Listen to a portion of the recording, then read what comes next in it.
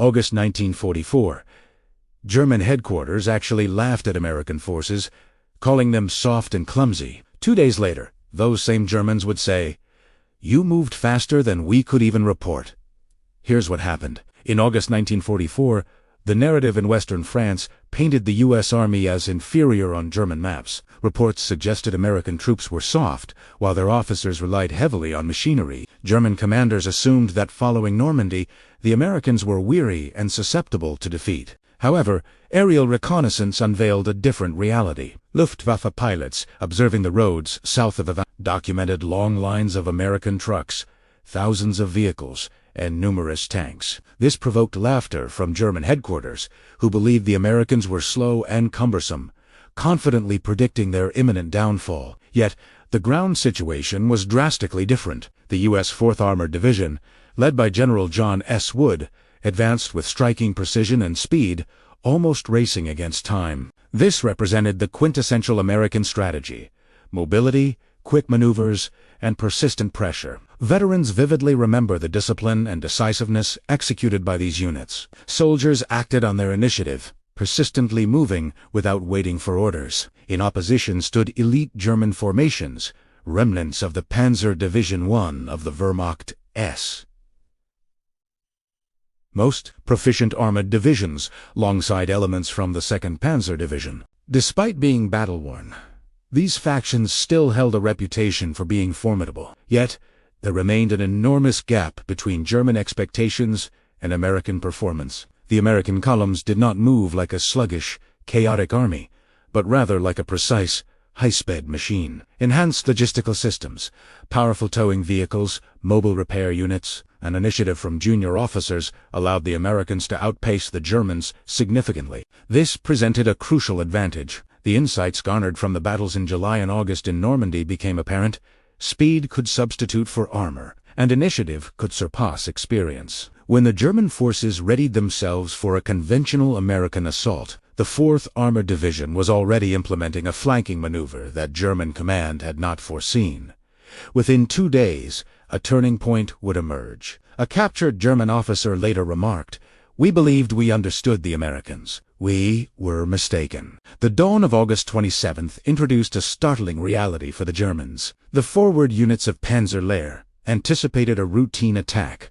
Artillery bombardments followed by a slow infantry push, followed by tank support. This approach had characterized battles in Sicily, Italy, and early Normandy. Instead, the Germans encountered a radically different situation: the relentless roar of engines, swift flanking maneuvers, and reconnaissance units engaging selectively yet efficiently, forcing German positions into the open. Within moments, the primary strike commenced. Veterans label it a classic instance of decisive maneuvering. Rather than a direct assault, American Shermans and light tanks arced around the German positions, exploiting weak flanks where anti-tank defenses and fuel shortages were critical. German radio communications descended into chaos as Panzer commanders reported unexpected flanking assaults and rapid movements from the Americans that contradicted their established doctrine. This proved a severe blow to German morale. The once elite Panzer Lehr, fully motorized and comprised of highly trained crews, had, by August 1944, been reduced to a shadow of its former self-bombed battle-weary and suffering from fuel shortages. The Americans were acutely aware of this reality. Each captured intersection, destroyed German transport, and secured bridge presented fresh opportunities for their maneuvers. By midday, German forces recognized that the battle deviated significantly from their original plans. One captured officer recalled, "We anticipated a sluggish frontal advancement. Instead, we encountered a lightning strike." This lightning strike was merely the commencement. The most humiliating events for elite German units would transpire by evening. By August 27th's dusk, German headquarters wrestled to comprehend the unfolding crisis. Telephone lines overflowed. Radio communications became sporadic, with reports often conflicting, but the overall scenario was unmistakable.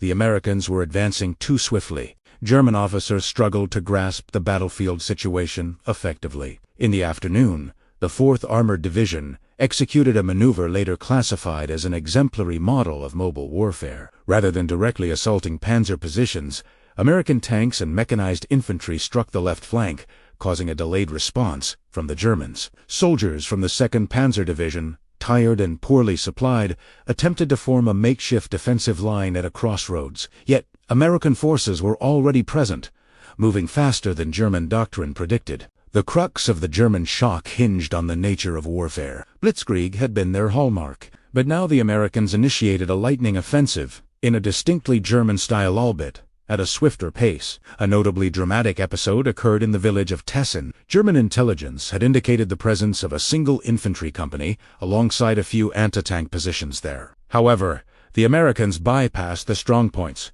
flanking the village and neutralizing resistance within 20 minutes. By late evening, German generals grasped the urgency of the situation. Panzer was losing units rapidly, while the 2nd Panzer Division reported being unable to mobilize tanks due to fuel shortages. American forces capitalized on every advantage available.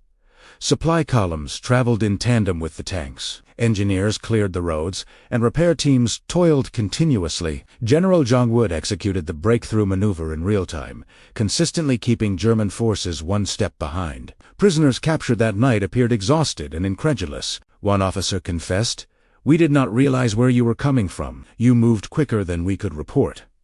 The psychological impact proved as significant as the tactical one. German soldiers witnessed their elite units fall, not due to a lack of bravery, but because they could not match American pace. By midnight, the 4th Armored Division had penetrated 2 German defensive lines, rendering the German plans obsolete. The final blow would materialize the following morning. August 28th revealed the harsh reality to German command. Reports included an uncommon term, Überraschung, signifying complete surprise. The Americans commenced the day with a maneuver later recognized as a classic example, illustrating how to exploit an enemy's retreat options. The 4th Armored Division disrupted a crucial route utilized by Panzer Lehr and the 2nd Panzer Division. For German commanders, this was catastrophic, akin to the loss of an entire front. Elite mechanized units found themselves cornered, while American artillery fire suppressed any attempts to regroup. American tanks captured the high ground, dominating crossroads and routes. The most dramatic moments unfolded at Artonne Pointe. Remaining German tanks sought to break out, yet the Americans were prepared. Shermans advanced in groups of 3, providing mutual fire support. Mechanized infantry flanked German crews from the edges of surrounding forests. The assault crumbled within 40 minutes. By midday, Americans documented dozens of abandoned vehicles and hundreds of prisoners. A captured panzer officer admitted, "Your tanks did not halt. We expected pauses, but there were none." By that afternoon, German command endeavored to coordinate a retreat, but every route was obstructed. American reconnaissance units maneuvered so rapidly that Germans later stated, "They arrived before we could project where they would be." By the evening of August 28th, both elite German divisions had effectively ceased to exist as organized combat units. Panzer Lehr lost nearly all its remaining vehicles, while the 2nd Panzer Division fractured into small groups. Conversely, the Americans advanced with unwavering confidence and professionalism. The 4th Armored Division achieved what German headquarters deemed impossible. Within a mere 48 hours, it completely dismantled 2 elite German formations, outpacing them both strategically and psychologically. A captured German officer later relayed this insight to Allied interrogators. "We once thought Americans were slow. We believed you could not advance without halting. Yet you achieved what we accomplished in 1940, but faster." This operation became an early and significant demonstration that the U.S. Army had mastered mobile warfare, perhaps even surpassing German forces once perceived as invincible. For American veterans, this triumph stands as a testament to courage, discipline, and initiative. Yet for German commanders, it served as a hard-learned lesson too late to alter their fate. The 4th Armored Division beat Germany's best at their own game, but faster. If you want more untold war stories like this, subscribe now and hit the bell. What shocked you most about this battle? Drop a comment. Thanks for watching.